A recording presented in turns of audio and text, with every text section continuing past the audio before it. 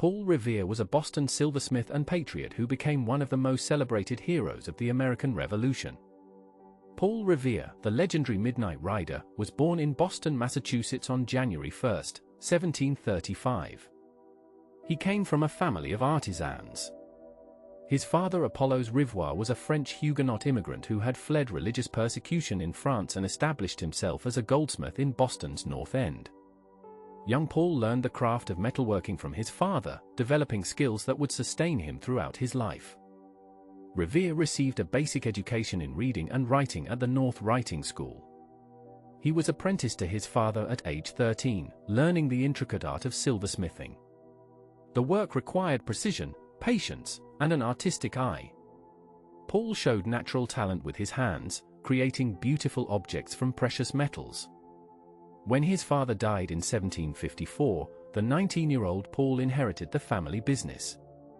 He anglicized his name from Revere to Revere, making it easier for his English-speaking customers to pronounce and remember.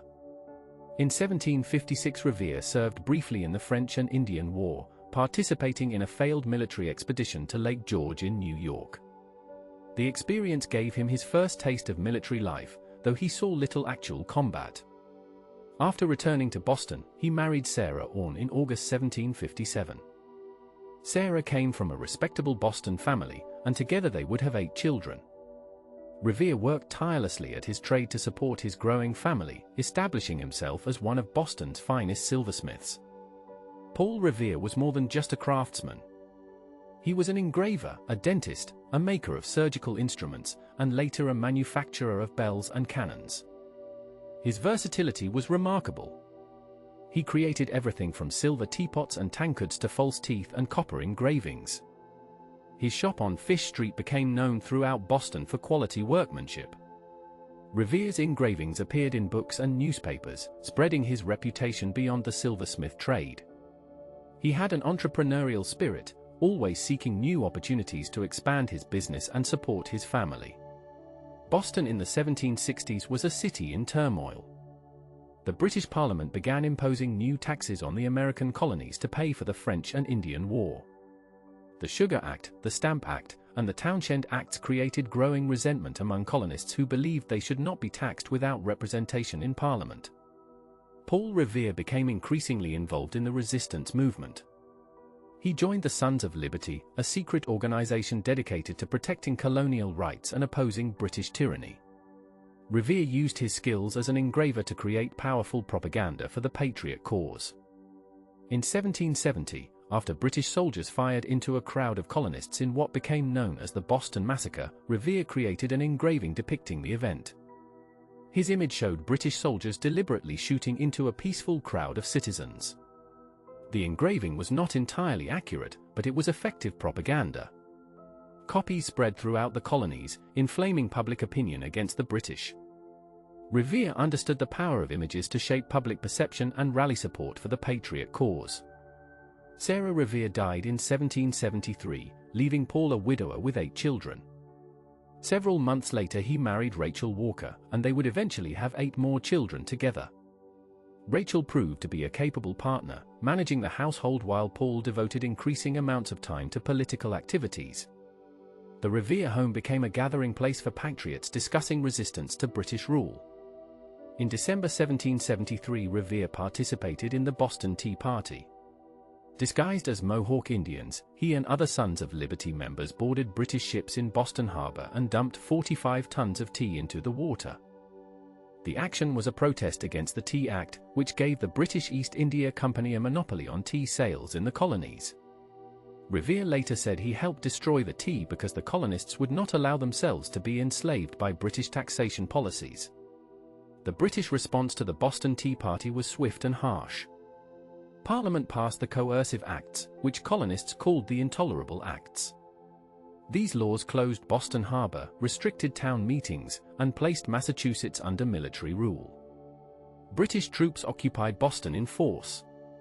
The city became an armed camp, with redcoats patrolling the streets and tensions rising daily between soldiers and citizens. Paul Revere became a key member of the Patriot intelligence network. He was a trusted courier, carrying messages between Patriot leaders in Boston and other colonial cities. He rode to New York and Philadelphia multiple times, delivering letters and gathering information about British activities. Revere was reliable, discreet, and brave. The Patriots trusted him with their most sensitive communications. He knew the roads, he had contacts throughout New England, and he was willing to ride through any weather at any hour. In the fall of 1774, Revere made several rides to warn Patriots that British troops were planning to seize colonial military supplies. He rode to Portsmouth, New Hampshire to alert Patriots there that British forces were coming. He rode to warn communities around Boston when British troops ventured out on training exercises. Each ride built his reputation as a reliable messenger who could be counted on in a crisis. By April 1775, Boston was a powder keg ready to explode. British General Thomas Gage commanded thousands of troops in the city. Patriot leaders John Hancock and Samuel Adams were in Lexington, just outside Boston. The Patriots had stockpiled weapons and ammunition in Concord, about 20 miles from Boston. British intelligence knew about these supplies, and Gage was under orders from London to arrest the rebel leaders and seize the military stores. The Patriots had established a warning system to alert the countryside if British troops marched out of Boston. Paul Revere and William Dawes were designated as messengers. They arranged signals to be hung in the steeple of the Old North Church. One lantern would mean the British were coming by land across Boston Neck. 2 lanterns would mean they were crossing the Charles River by boat. The signal would allow Patriots on the other side of the river to begin spreading the alarm even before the messengers could cross. On the evening of April 18, 1775, Paul Revere learned that British troops were preparing to march. Around 10 o'clock that night, he arranged for 2 lanterns to be hung in the Old North Church steeple. Then he slipped out of Boston, rowing across the Charles River with muffled oars to avoid British patrol boats. A British warship was anchored nearby, and Revere and his companions had to row silently through the darkness to avoid detection. They landed in Charlestown, where Patriot friends had a horse waiting. Paul Revere mounted and began his famous midnight ride. He galloped through the night, stopping at houses along the way to warn that the British regulars were coming out. He spread the alarm through Medford, through Monotony, riding hard for Lexington where Hancock and Adams were staying. William Dawes took a different route, also spreading the warning. The countryside began to come alive as Minutemen grabbed their muskets and prepared to defend their communities. Revere reached Lexington around midnight and warned Hancock and Adams. He was joined by William Dawes, and together with Samuel Prescott, a local doctor, they set out for Concord to warn Patriots there. But along the road, British officers on patrol stopped them. Prescott jumped his horse over a stone wall and escaped to carry the warning to Concord. Dawes also escaped, though he was thrown from his horse. Paul Revere was captured by the British officers. The British questioned Revere roughly, demanding to know what he was doing on the road at night. Revere boldly told them he had been warning the countryside that British troops were coming, and that 500 Minutemen would soon be assembled.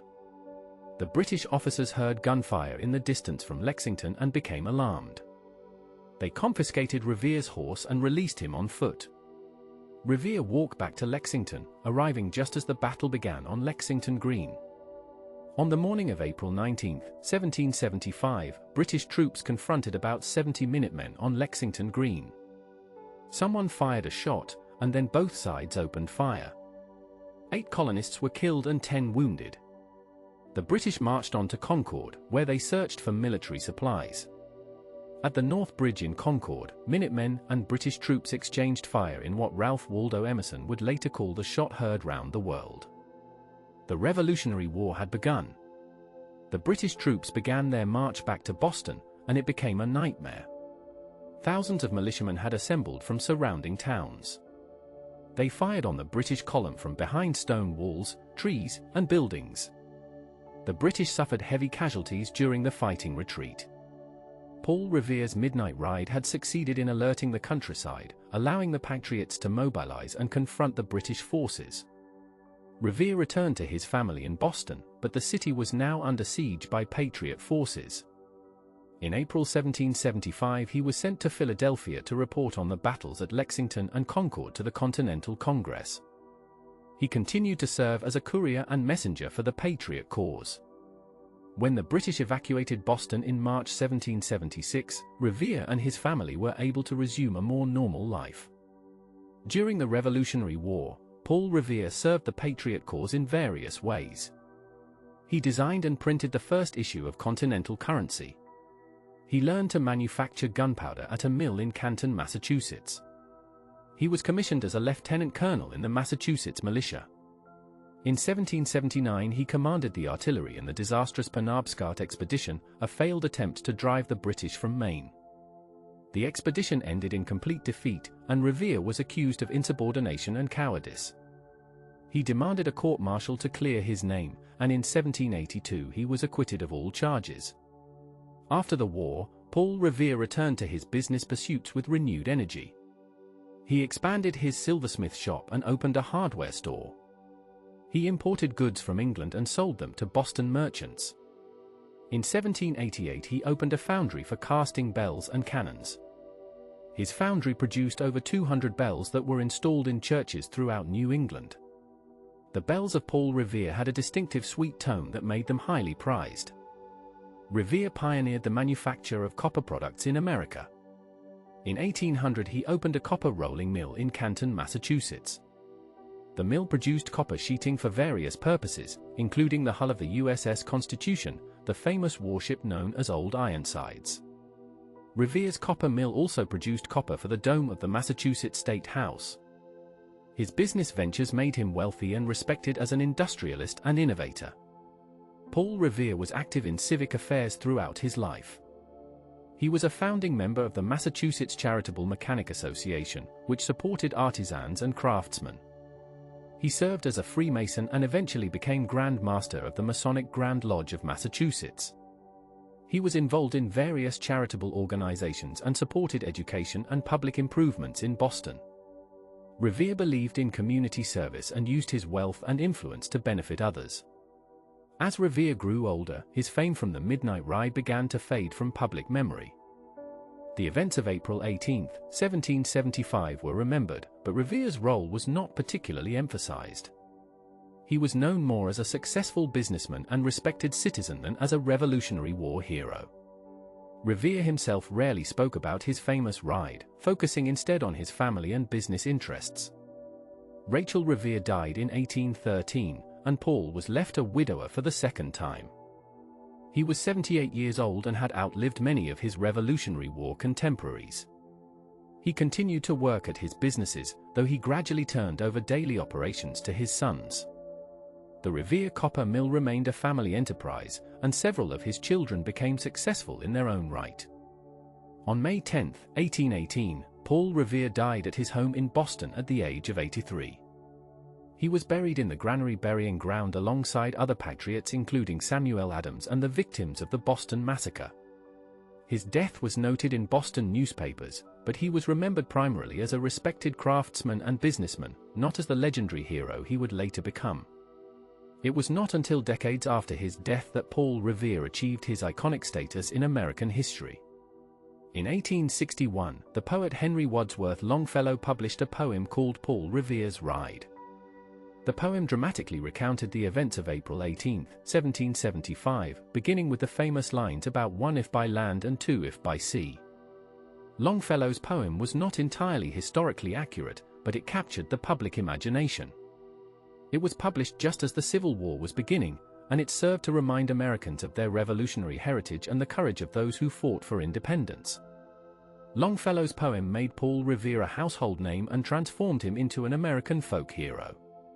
The image of the lone rider galloping through the night to warn of British invasion became one of the most enduring symbols of the American Revolution.